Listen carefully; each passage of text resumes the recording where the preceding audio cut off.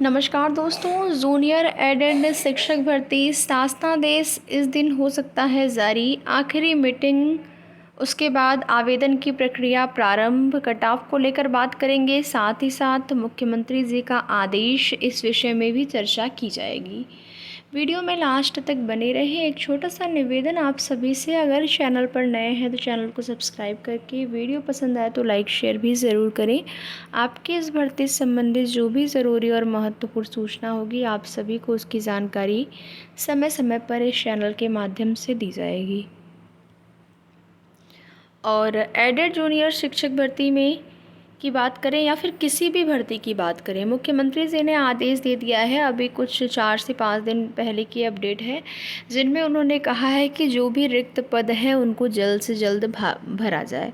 तो उसमें रिक्त पद का मतलब ये है कि जो वैकेंसियाँ पेंडिंग पड़ी हुई हैं उसको, और साथ ही साथ जिन पर अभी तक विज्ञापन नहीं आए हैं, जो भर्तियाँ अभी शुरू नहीं हुई हैं, उसको लेकर भी। रिक्त पद तो आपकी भी भर्ती में है, क्योंकि जब तक आपकी भर्ती में पूरी प्रक्रिया कंप्लीट नहीं हो जाती है, ज्वाइनिंग आपकी नहीं हो जाती है, तब तक वो पद तो रिक्त ही है ना।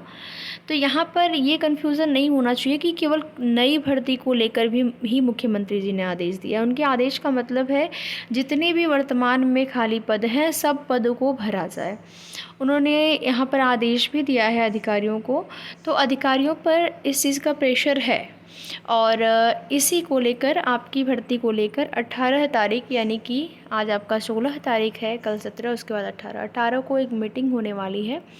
उम्मीद करते हैं कि इस मीटिंग में सब कुछ क्लियर हो जाएगा। मेरिट किस प्रकार से बननी है, ज़िलेवार बननी है, जो है विषयवार बननी है या फिर कॉमन बननी है, आरक्षण कैसे लागू करना है, आरक्षण का जो भी रूल है, जो भी नियम उसके बनाए गए हैं, कैसे उसका अनुसरण करना है, सारी चीज़ें आपकी जो है 18 तारीख को क्लियर हो जाएंगी।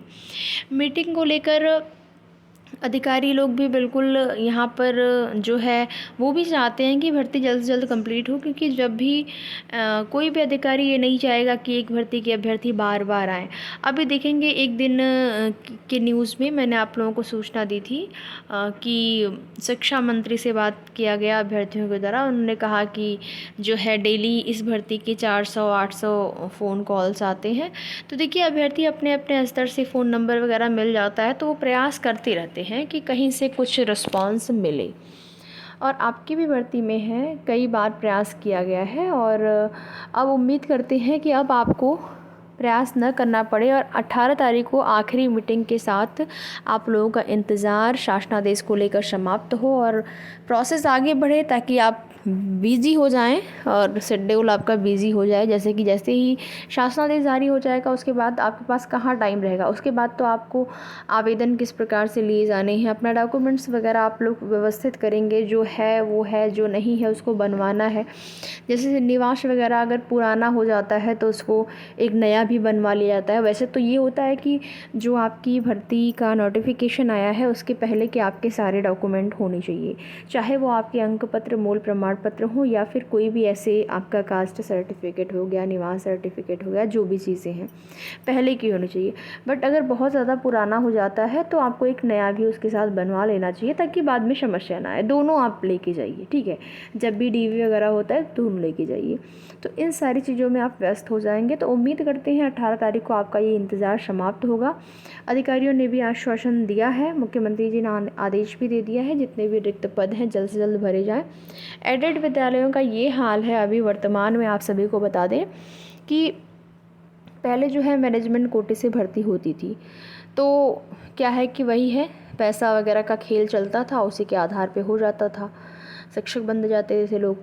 तो उस टाइम क्या था, पद ज़्यादा जो है खाली नहीं रहते थे, पोस्ट विद्यालयों में शिक्षक रहते थे। लेकिन जब आपकी परीक्षा हुई, इसके बाद से जितने भी रिटायरमेंट हुए हैं, जितने भी रिटायर्ड हुए हैं शिक्षक, और उस टाइम जितने भी पद रिक्त थे, तो उन सारे पद जो हैं वैसे ही खाली पड़े हुए हैं। तो क्या है कि पठन पाठन बाधित हो रहा है। अभ्यर्थियों का जो स्टूडेंट हैं उनकी पढ़ाई जो है डिस्टर्ब हो रही है। और एडेड विद्यालयों में भी देखा जाए तो हर जगह तो नहीं, लेकिन ये कह सकते हैं कि बहुत सारी जगहें ऐसी भी हैं जहाँ पे ध्यान नहीं दिया जाता है अभ्यर्थियों, जो स्टूडेंट हैं उन पर। बहुत कम जगह ही ध्यान दिया जाता है।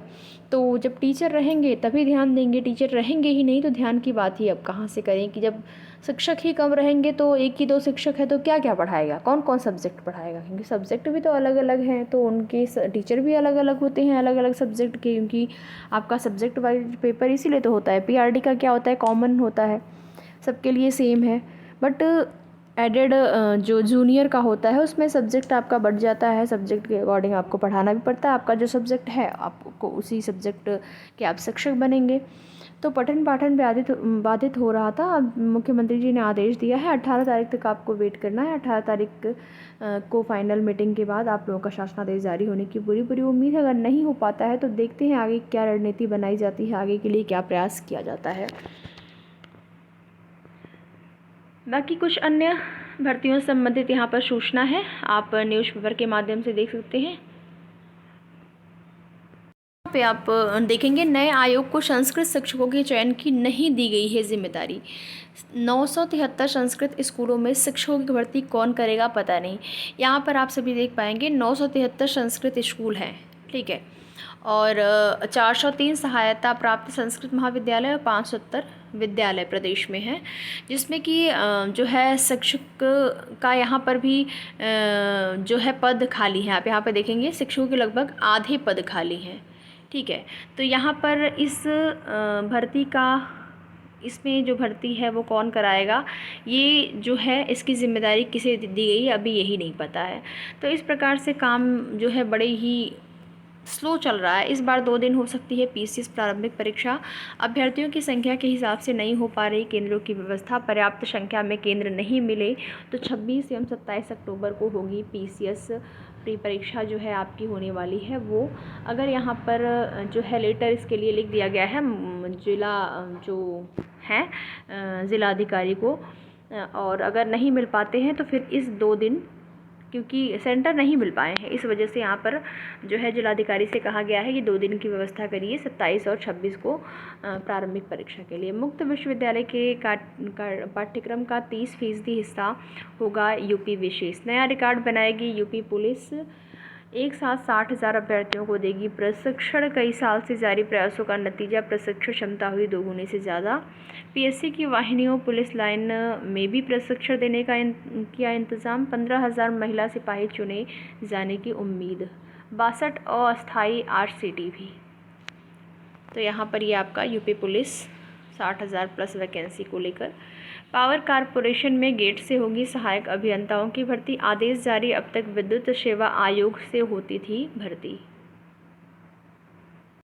और नई लेखपाल भर्ती, लेखपाल के 7,000 पदों की अधिसूचना अगले माह, जिसमें कि आप देखेंगे अभ्यर्थियों को विज्ञापन निकलने के बाद करीब 1 महीने का समय आवेदन के लिए मिलेगा। आवेदन मिलने के बाद लिखित परीक्षा आयोजित की जाएगी। सूत्रों के मुताबिक इस वित्तीय वर्ष के अंत तक भर्ती प्रक्रिया को पूरा कर लिया जाएगा।